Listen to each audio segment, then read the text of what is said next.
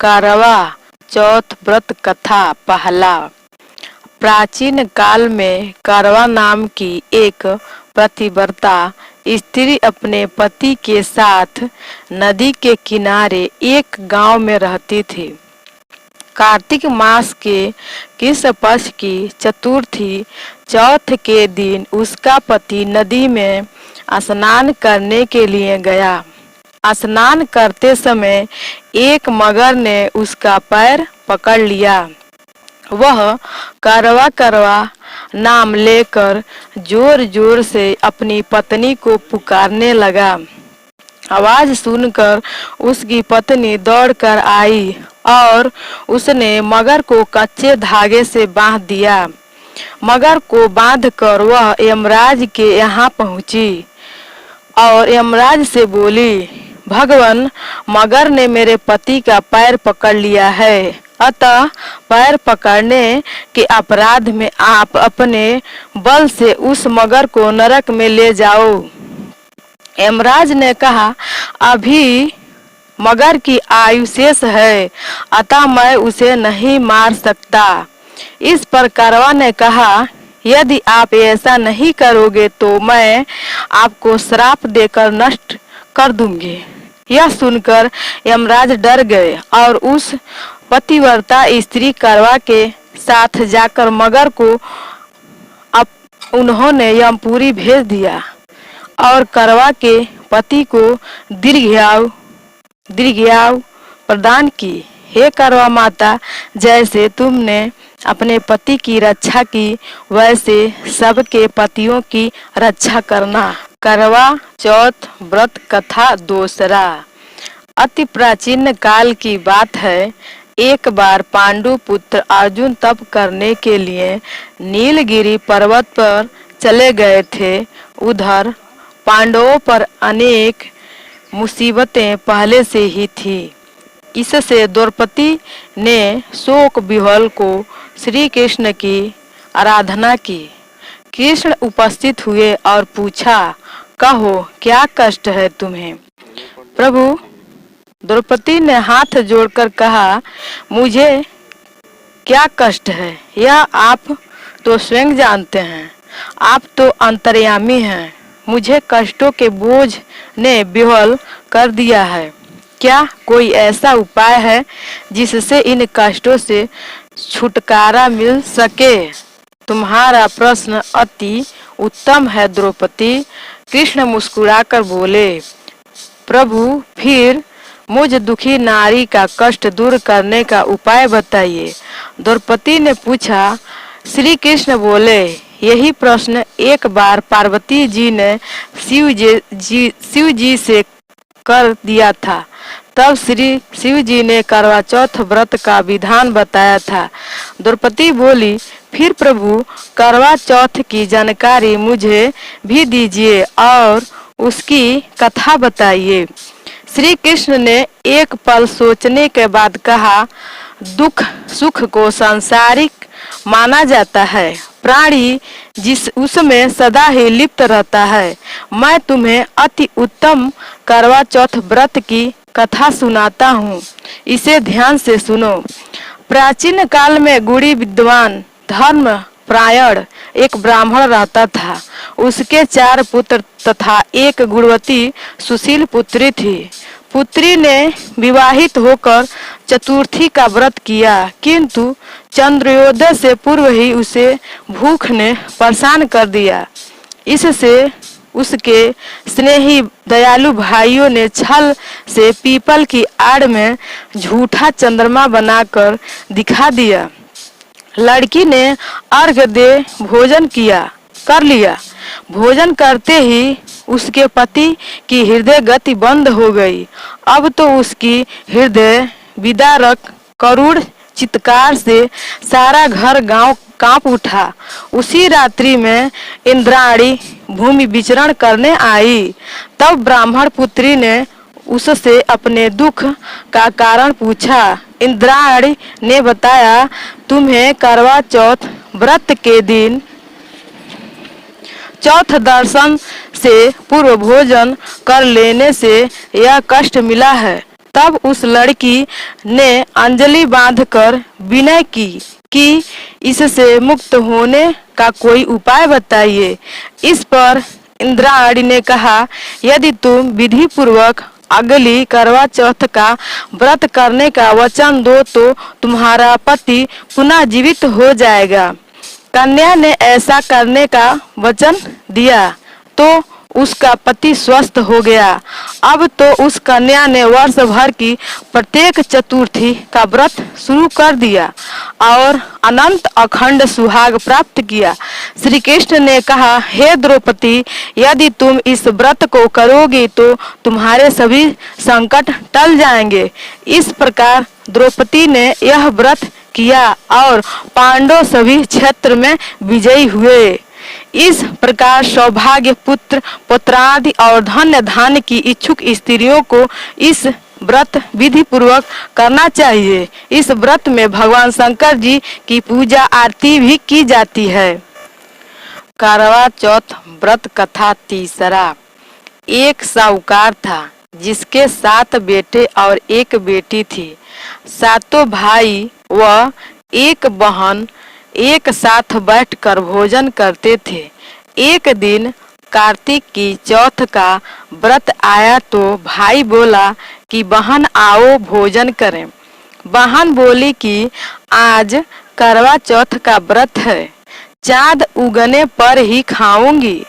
तब भाइयों ने सोचा कि चांद उगने तक बहन भूखी रहेगी, तो एक भाई ने दिया जलाया और दूसरे भाई ने चलनी लेकर उसे ढककर नकली चांद दिखाकर बहन से कहने लगे कि चल चांद उग गया है, अर्घ दे ले।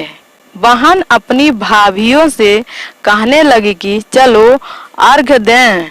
तो भाभियों बोली, तुम्हारा चांद उग गया होगा, हमारा चांद तो रात में उगेगा। बहन ने जब अकेले ही अर्घ्य दे दिया और खाने लगी तो पहले ही ग्रास में बाल आया, दूसरे ग्रास में कंकड़ आया और तीसरा ग्रास मुंह की ओर किया तो उसकी ससुराल से संदेशा आया कि उसका पति बहुत बीमार है, जल्दी भेजो। माँ ने जब लड़की को विदा किया तो कहा कि रास्ते में जो भी मिले उसके पांव लागना और जो कोई सुहाग का आशीष दे उसके पल्ले में गांठ लगाकर उसे कुछ रुपए देना। बहन जब भाइयों से विदा हुई तो रास्ते में जो भी मिला उसने यही आशीष दी कि तुम 7 भाइयों की बहन, तुम्हारे 7 भाई सुखी रहें और तुम उनका सुख देखो। सुहाग का आशीष किसी ने भी नहीं दिया। जब वह ससुराल पहुंची तो दरवाजे पर उसकी छोटी ननद खड़ी थी। वह उसके भी पांव लगी तो उसने कहा कि सदा सुहागिन रहो, सपूती रहो। तो उसने यह सुनकर पल्ले में गांठ बांधी और ननद को सोने का सिक्का दिया। तब भीतर गई तो सास ने कहा कि पति धरती पर पड़ा है, तो वह उसके पास जाकर उसकी सेवा करने के लिए बैठ गई। बाद में सास ने दासी के हाथ बची खूंची रोटी भेज दी। इस प्रकार से समय बीतते बीतते मृगशीर मार्गशीर्ष की चौथ आई तो चौथ माता बोली, करवा ले भाइयों की प्यारी करवा ले। लेकिन जब उसे चौथ माता नहीं दिखलाई दी तो वह बोली, हे माता, आपने मुझे उजाड़ा है तो आप ही मेरा उद्धार करोगी, आपको मेरा सुहाग देना पड़ेगा। तब उस चौथ माता ने बताया कि पौष की चौथ आएगी, वह मेरे से बड़ी है उसे ही सब कहना, वही तुम्हारा सुहाग वापस देगी। पौष की चौथ आकर चली गई, माघ की चली गई, फागुन की चली गई, चैत बैसाख जेठ आषाढ़ और श्रावण भादों की सभी चौथ आई और यही कहकर चली गई कि आगे वाली को कहना। असौज की चौथ आई तो उसने बताया कि तुम पर कार्तिक की चौथ नाराज हैं, उसी ने तुम्हारा सुहाग लिया है, वही वापस कर सकती है, वही आएगी तो पांव पकड़कर विनती करना। यह बताकर वह भी चली गई। जब कार्तिक की चौथ आई तो वह गुस्से से बोली, भाइयों की प्यारी बहना करवा ले, दिन में चांद उगवानी करवा ले, व्रत खंडन करने वाली करवा ले, भूखी करवा ले। तो यह सुनकर वह चौथ माता को देखकर उसके पांव पकड़कर गिड़गिड़ाने लगी, हे चौथ माता, मेरा सुहाग तुम्हारे हाथों में है, आप ही मुझे सुहागिन करें। तो माता बोली, पापिन हत्यारिन, मेरे पांव पकड़कर क्यों बैठ गई हो? तब वह बोली कि जो मुझसे भूल हुई है उसे क्षमा कर दो माँ, अब भूल नहीं करूंगी। तो चौथ माता ने प्रसन्न होकर आंखों से काजल, नाखूनों में से मेहंदी और टीके में से रोली लेकर छोटी अंगुली से उसके आदमी पर छींटा दिया। तो वह उठकर बैठ गया और बोला कि आज मैं बहुत सोया। वह बोली, क्या सोए? मुझे तो 12 महीने हो गए। अब जाकर चौथ माता ने मेरा सुहाग लौटाया। तब उसने कहा कि जल्दी से माता का पूजन करो। जब चौथ की कहानी सुनी, करवा का पूजन किया तो प्रसाद खाकर दोनों पति पत्नी चौपड़ खेलने बैठ गए। नीचे से दासी आई, उसने उन दोनों को चौपड़ पासे से खेलते देखा तो उसने सासू जी को जाकर बताया। तब से सारे गांव में यह बात प्रसिद्ध हो गई कि जब स्त्रियां चौथ का व्रत करें तो सुहाग अटल रहेगा। जिस तरह से साहूकार की बेटी का सुहाग दिया, उसी तरह से चौथ माता सबको सुहागिन रखें। यही करवा चौथ के उपवास की सनातन महिमा है। करवा चौथ व्रत कथा चौथा। एक ब्राह्मण परिवार में 7 बहुएं थीं। 6 बहुएं के मायके वाले बहुत अमीर थे, इसी कारण ससुराल में उसका बड़ा मान था। परंतु छोटी के मायके में कोई नहीं था। वह घर का सारा काम काज करती थी, सबकी सेवा करती थी, पर कोई भी उसे प्यार नहीं करता था। सभी दुत्कारते रहते थे। तीज त्योहार पर भी जब उसके मायके से कोई नहीं आता तो वह बहुत दुखी होती थी। हर वर्ष की तरह इस वर्ष भी करवा चौथ का व्रत आया। अन्य बहुओं के मायके से उनके भाई करवा लेकर आए, पर छोटी के मायके में से यदि कोई होता तो करवा भी लेके आता। सास भी छोटी को ही खरी खोटी सुनाया करती थी।